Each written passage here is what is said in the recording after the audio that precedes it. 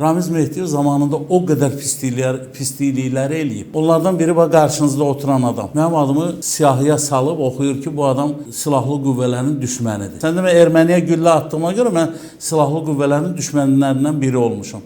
Əskərlərimlə öz torpağımı müdafiə elədiyimə görə, öz vətənimə xidmət elədiyimə görə mən düşmənlərdən biri idim. Və sözsüz ki, yəni Ramiz Mehdiyevin deməli oxuduğu siyahını Zakir Qaralov dərhal icraya götürürdü. Əgər orada Heydər İsmayılovun ya Üzeyir Cəfərovun adı çəkilirsə, ağına, qarasına baxmadan onu dərhal, necə deyərlər, cəzalandırmaq lazımdır. Və mənə apardılar və mənə sorğu-sual elədilər. Mən də çox şükürlər olsun ki, Azərbaycanın ləyaqətli oğulları var, ləyaqətli generalları var.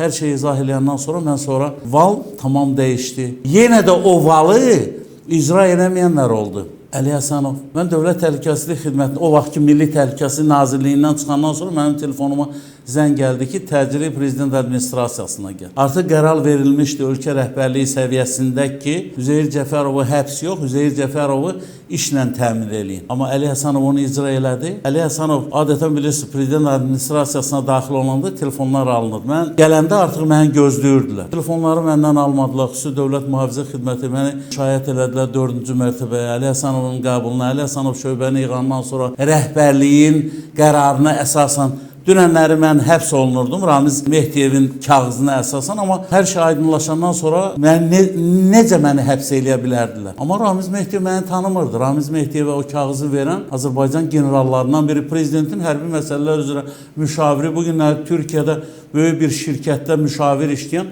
Vahid Əliyevdir. Vahid Əliyev general-leytenant rütbəsini daşıyan adam. Baxıram, görürəm, indi Vahid Əliyevin uzantıları Bakıda olan biri var.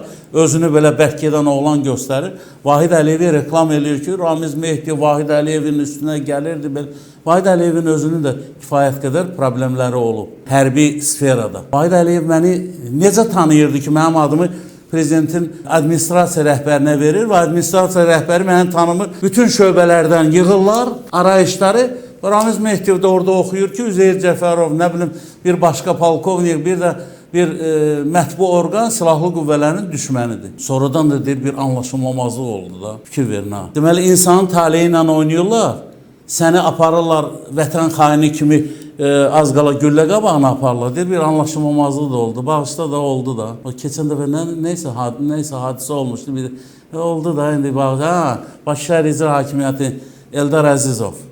Qonşuluğumuzda olan Eldar Əzizov deyirdi ki, o tuneldə 3 nəfər yadınıza gəlirdi. O yağışlar nəticəsində həyatını itirdi. Olmamalı da oldu da, gəri bağışlayasın.